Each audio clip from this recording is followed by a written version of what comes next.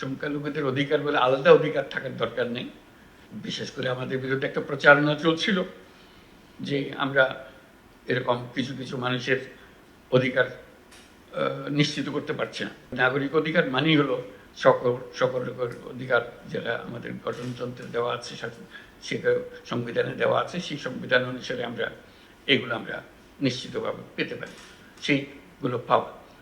কাজে এটা একটা বড় দায়িত্ব। আমরা বারে বারে বলছি যে বিশেষভাবে নজর দেওয়া, যেহেতু এটা প্রথম থেকেই আমাদের কাছে এসে গেছে।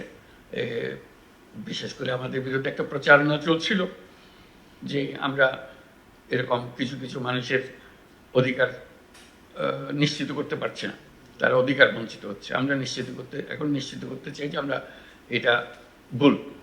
আমরা সবার অধিকার, তার ধর্ম নির্বিশেষে আমরা নিশ্চিত করতে চাই।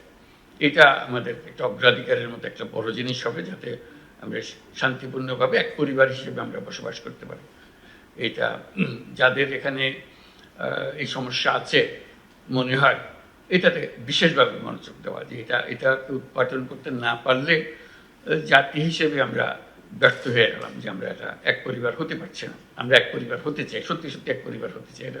এটা শুধু বক্তৃতার কথার জন্য না, এটা সত্যিকারভাবে আমরা এক পরিবার হতে চাই।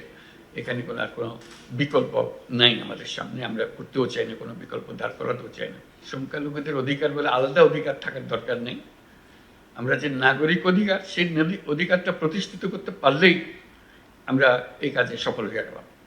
কারণ নাগরিক অধিকার মানেই হলো সকলের অধিকার, যেটা আমাদের গঠনতন্ত্রে দেওয়া আছে, সেটা সংবিধানে দেওয়া আছে। সেই সংবিধান অনুসারে আমরা নিশ্চিতভাবে পেতে পারি।